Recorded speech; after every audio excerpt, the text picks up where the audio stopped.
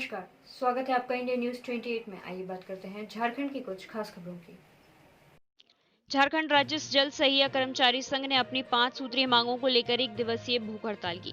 विधायक अपर्णा सेनगुप्ता के आवास के समकक्ष की। इस दौरान उन्होंने अपनी 5 सूत्रीय मांग पत्र विधायिका को सौंपा, जिसमें कहा गया कि सरकार द्वारा निर्धारित मानदेय 1000 रुपए मासिक एवं प्रोत्साहन राशि का भुगतान समुचित जिले में पारदर्शिता के रूप में भुगतान सुनिश्चित किया जाए।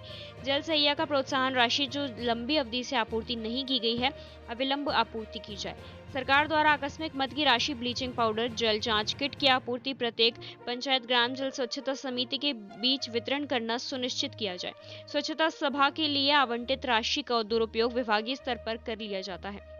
जल सहिया का भुगतान नहीं किया जाता है एवं BCSM कार्यरत स्थिति को स्पष्ट किया जाए। वहीं निरसा विधायक अपर्णा सेनगुप्ता ने हड़ताल पर बैठे जल सहिया को आश्वासन देते हुए जूस पिलाकर उनका हड़ताल तोड़वाया।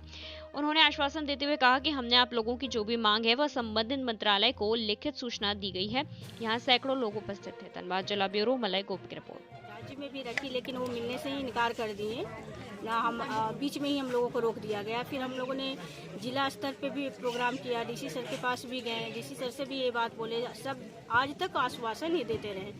अभी तक ना हम लोगों को पोशाक दिया गया है, ना जो हम लोग का मानदेय 1000 जो न्यूनतम एकदम मजदूरी से भी, इसको मजदूरी भी बोलना गलत होगा, वो मानदेय भी सरकार नहीं दे पा रही है वर्तमान सरकार।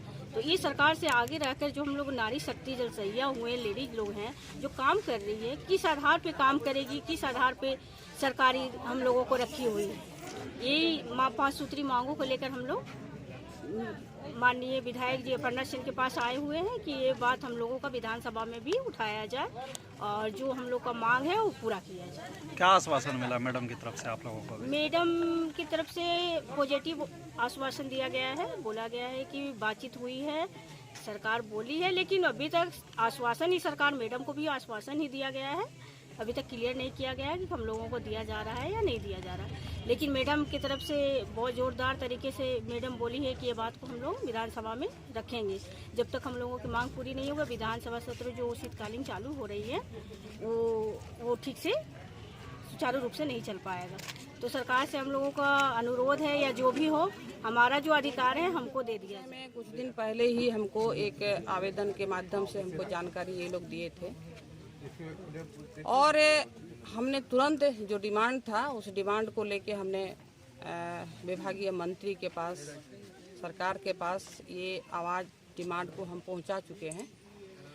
और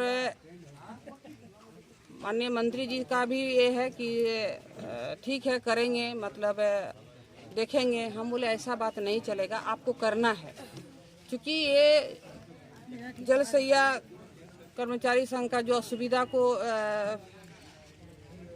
हम लोग के सामने रखे हैं और हम लोग माननीय मंत्री जी के पास रखे हैं।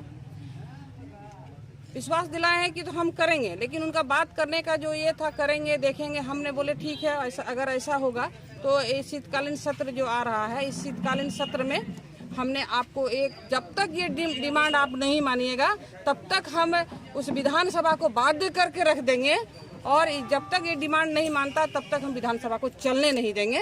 ये हम उनको बता के आए हैं, उन्हें बोले हैं, तो ठीक है हम इसको करेंगे।